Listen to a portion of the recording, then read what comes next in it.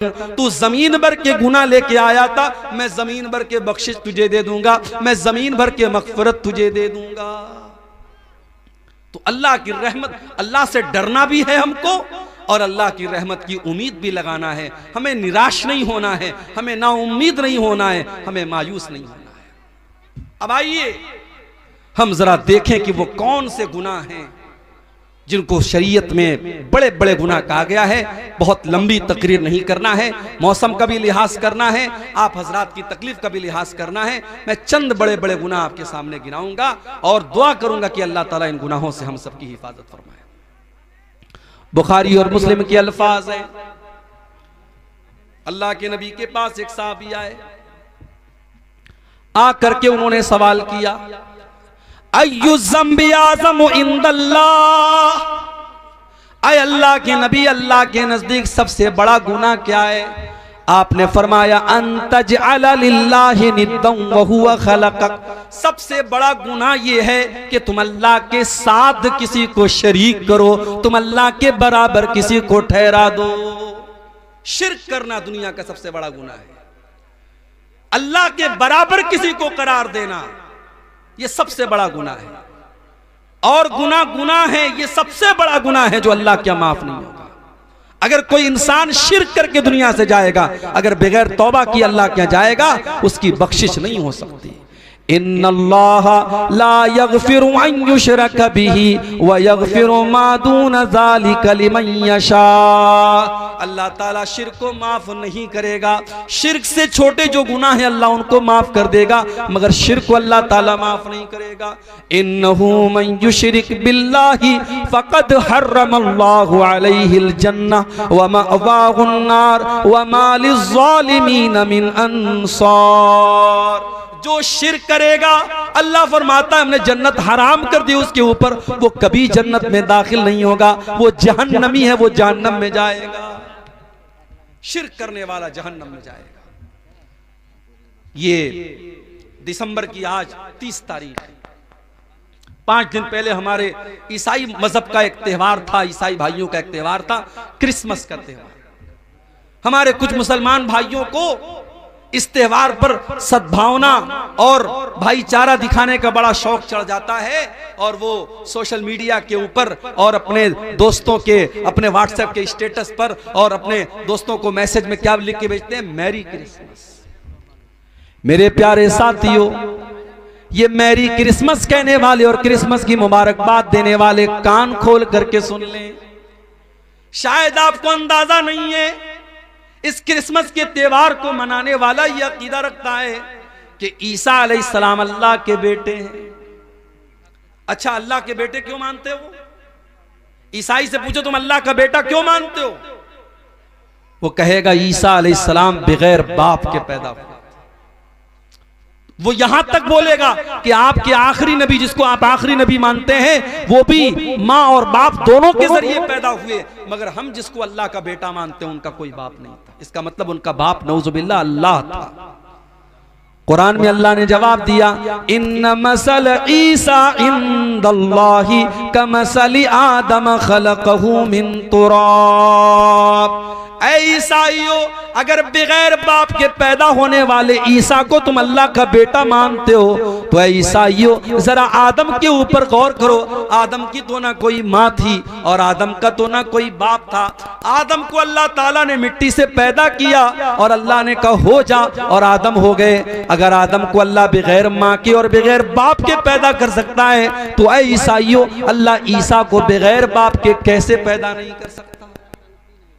और मेरी माँ और बहनों, कभी मौका मिले तो कुरान का 16वां पारा उठा के सूरह मरियम की तिलावत आप गौर से पढ़ो। सूरह मरियम को, ये वही आयतें थी जो हबशा के दरबार में जब हजरत जाफर ने पढ़ी थी तो लोगों की आंखों में आंसू आ गए। उसमें जरा पढ़ो कि किस तरीके से हजरत मरियम की किरदार की अजमत अल्लाह ताला ने बयान की। इज़ अरसलना इलैहा रूहना फतमत्तल लहा बशरन सविया, याद करो जब मैंने अपने फरिश्ते को मरियम के पास भेजा और फरिश्ता इंसान की शक्ल में मरियम के पास आया। क़ालत, हजरत मरियम ने कहा तू दूर हो जा मुझसे, अगर तू अल्लाह से डरने वाला है मेरे करीब ना आना, तू दूर हो जा, तू कौन है मैं नहीं जानती, मेरे करीब ना आना, अगर तू अल्लाह से डरने वाला है तो मुझसे दूर हो जा। क़ाला इन्नमा अना रसूलु रब्बिकी लिअहब लकी गुलामन ज़किया। फरिश्ता बोला ऐ मरियम तुम डरो नहीं, मैं अल्लाह का फरिश्ता हूँ और मैं तुमको खुशखबरी सुनाने आया हूँ, तुम्हारे पेट से एक बच्चा पैदा होने वाला है, ईसा पैदा होने वाले, अल्लाह का नबी पैदा होने वाला है। क़ालत अन्ना यकूनु ली गुलामु वलम यमससनी बशर वलम अकु बग़िया। हजरत मरियम ने कहा मुझे बेटा कैसे पैदा होगा, मेरा तो निकाह भी नहीं हुआ है और आज तक मुझे किसी इंसान ने टच नहीं किया है और मैं कोई बच्चलन औरत भी नहीं हूँ, मुझे बेटा कहाँ से पैदा होगा, तुम कैसी बात कर रहे हो।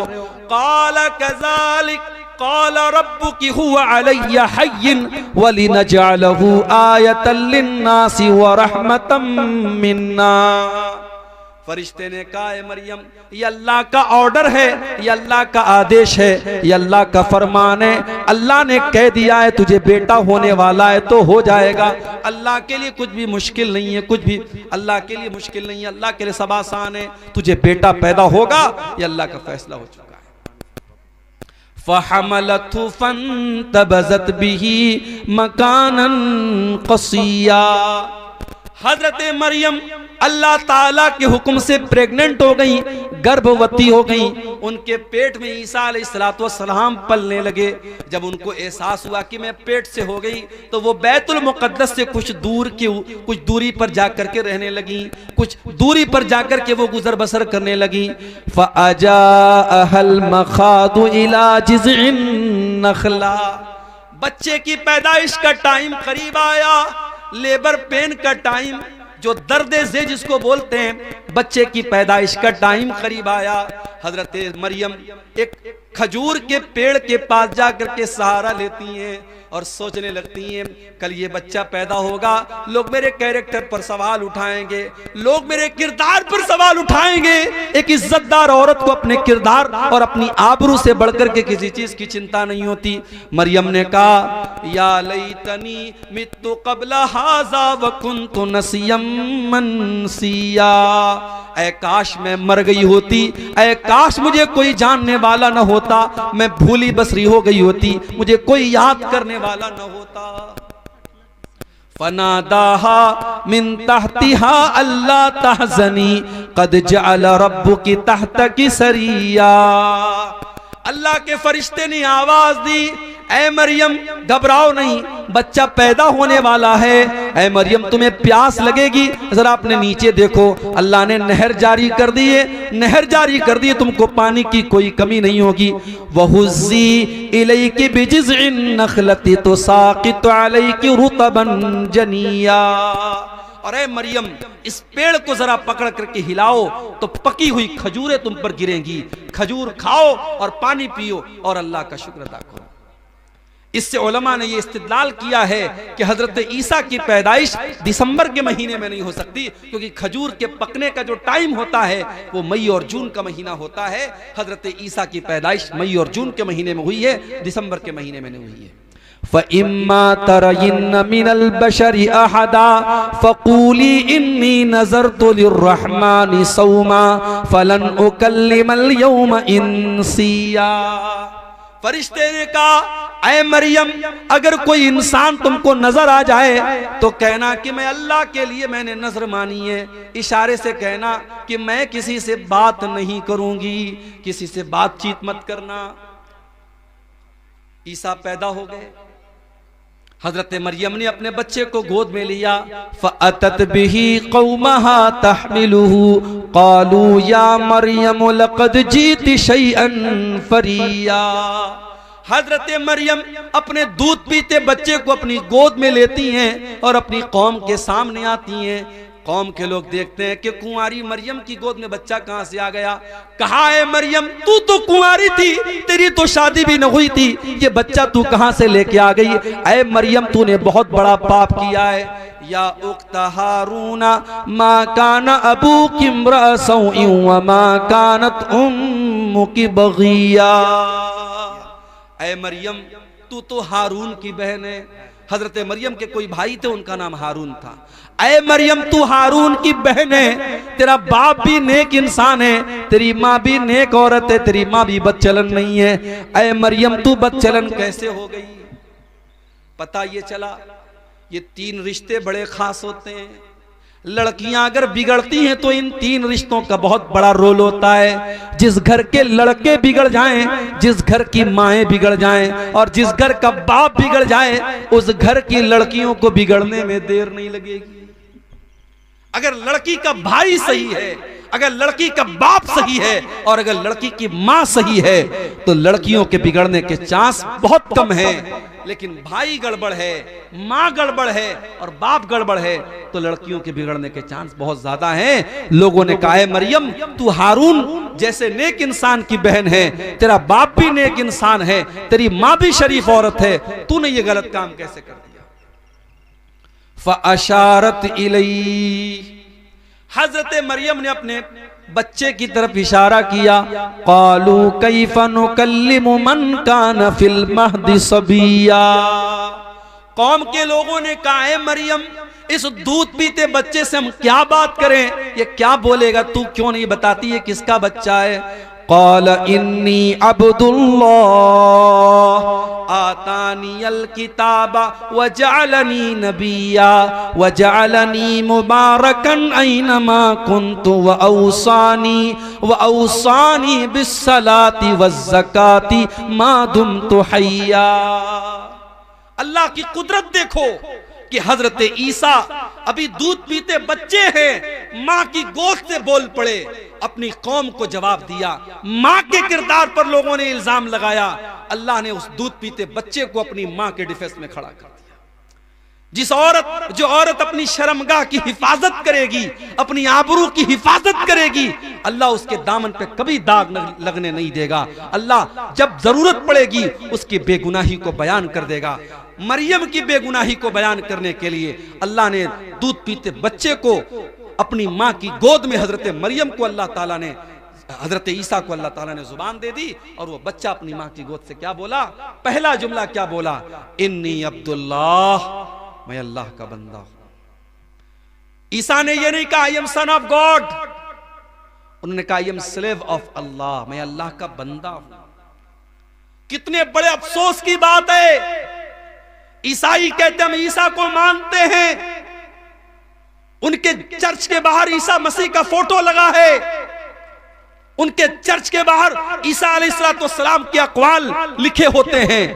मगर ईसाई कौम दुनिया की वो कौम है मेरे भाई, जिस नबी से इतनी मोहब्बत का दावा करती है, उस नबी ने पैदा होने के बाद सबसे पहला सेंटेंस जो उनके मुंह से निकला है, जो सबसे पहला शब्द उनके मुंह से निकला है, उन्होंने कहा मैं अल्लाह का बंदा हूं। और ईसाई कहते नहीं, बंदा नहीं थे, ईसा तो अल्लाह के बेटे थे, वो अल्लाह का बेटा मानते ईसा अलैहिस्सलाम।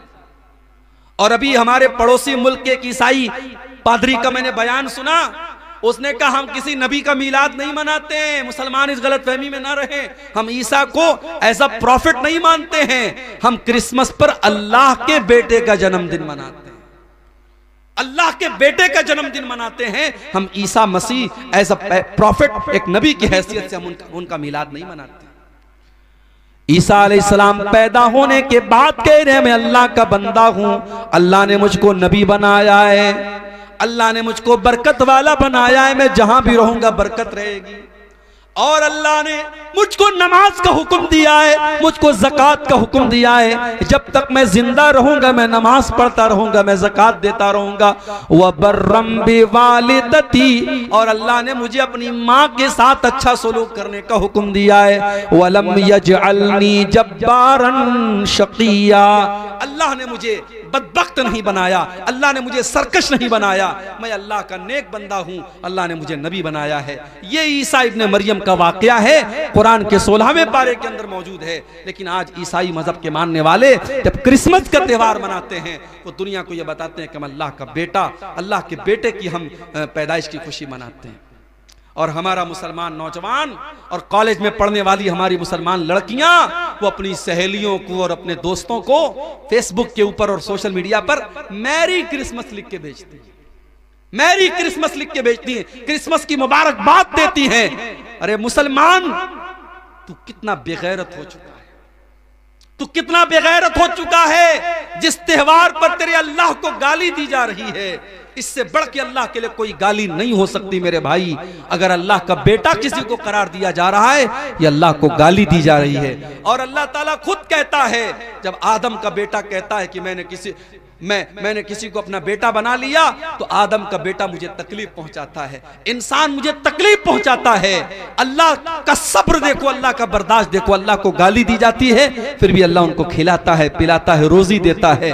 मुसलमानों, तुम्हारे रब को गाली दी जाए, तुम्हारे रब को बुरा भला कहा जाए, और तुम क्रिसमस के त्योहार पर मुबारकबाद दे रहे हो। अभी कलकत्ता में मैं था, परसों कलकत्ता में जब मैं दाखिल हुआ, एयरपोर्ट से निकला, मैं बाहर देखा बड़े बड़े पंडाल लगे हुए हैं, बड़े बड़े पंडाल लगे हुए हैं, और वहां के इलाके के मुसलमान लीडरों के बड़े बड़े फोटो बैनर पे लगे हैं, और क्रिसमस की मुबारकबाद दी जा रही है, और क्रिसमस के बड़े बड़े फंक्शन हो रहे हैं, और मुसलमान उन प्रोग्रामों को अरेंज कर रहा है। मैं बड़े साफ अल्फाज में, कलकत्ता में मेरी तकरीर थी, मैंने कह दिया, हमें नहीं करनी ऐसी पॉलिटिक्स, हमें नहीं चाहिए ऐसे नेता, हमें नहीं चाहिए ऐसे लीडर जो पॉलिटिक्स के लिए इस्लाम का सौदा कर दें, ईमान का सौदा कर दें, तौहीद से कॉम्प्रोमाइज कर लें। हमें नहीं आना ऐसी पॉलिटिक्स में। अगर पॉलिटिक्स में आना है तो आओ, मगर अपने ईमान और अपनी तौहीद को बचा के रखो मेरे भाई। ईमान एक ऐसी दौलत है, इसकी कीमत पर दुनिया की कोई दौलत हम नहीं ले सकते, इसको कुर्बान करके दुनिया की कोई दौलत हम नहीं ले सकते। अल्लाह को गाली दी जा रही है, अल्लाह नाराज होता है जब किसी को कहा जाता है अल्लाह का बेटा है। जानते हो अल्लाह कितना नाराज होता है? वक़ालु इत्तख़ज़र रहमानु वलदा, ये कहते हैं कि रहमान ने बेटा बना लिया है। लक़द जीतुम शैअन इद्दा, अल्लाह का बेटा करार देने वालों, तुम बहुत गंदी बात अपने मुंह से निकाल रहे हो। तकादुस समावातु यतफ़त्तरन मिन्हु व तंशक़्क़ुल अर्दु व तख़िर्रुल जिबालु हद्दा, इतनी खतरनाक बात तुम अपने मुंह से निकाल रहे हो कि जमीन फट जाए, आसमान फट जाए और पहाड़ गिर जाए तो उतनी बड़ी बात नहीं है, जितनी बड़ी बात यह है अंदअउ लिर्रहमानि वलदा, अल्लाह का बेटा किसी को करार देना ये बड़ी खराब बात है, बहुत बुरी बात है। तो शिर्क सबसे बड़ा गुनाह है मेरे भाई। हमें अपने आप को और अपने बच्चों को भी शिर्क से बचाना है। मेरी माएं बहनें जो बैठी हैं वो भी सुन लें, बच्चों का अकीदा बचाना आपकी जिम्मेदारी है। बच्चे को नजर लग गई, आप टीका लगाती है, टीका क्यों लगाती हैं आप? पूछिए, आप जामिअतुल इमाम बुखारी आपके करीब में है, पूछिए वहां के शेखुल हदीस आए हैं, वहां के उलमा और वहां के टीचर्स आए हैं, उनसे पूछिए आप कि ये बच्चों को नजर का जो टीका लगाया जाता कि जायज है, ये जायज नहीं है।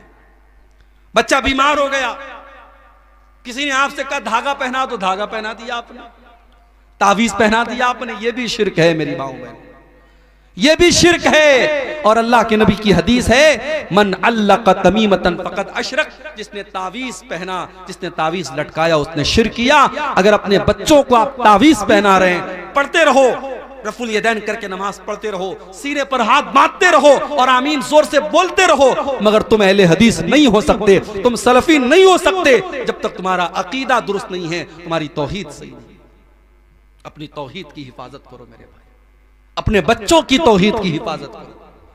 इब्राहीम अलैहिस्सलाम जैसा पैगंबर दुआ करता है, वजुनुबनी व बनिया अन नअबुदल असनाम, आए अल्लाह तू मुझे भी बुत परस्ती से बचाना और मेरी औलाद को भी तू शिर्क से बचाना। मेरी औलाद कहीं बुत परस्ती में न पड़ जाए, मेरी औलाद कहीं शिर्क में न पड़ जाए। अगर इब्राहीम जैसे पैगंबर को अपनी औलाद की चिंता है तो आपको भी चिंता होनी चाहिए, आपको भी फिक्र होनी चाहिए अपनी औलाद की।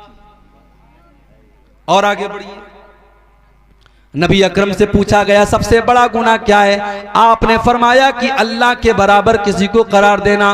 पूछा गया आए अल्लाह के नबी उसके बाद सबसे बड़ा गुनाह क्या है? आपने फरमाया अन तक़तुल वलदक खशियत अन यतअम माक, अपनी औलाद को कत्ल कर दो इस डर से कि वो तुम्हारे साथ खाएगी।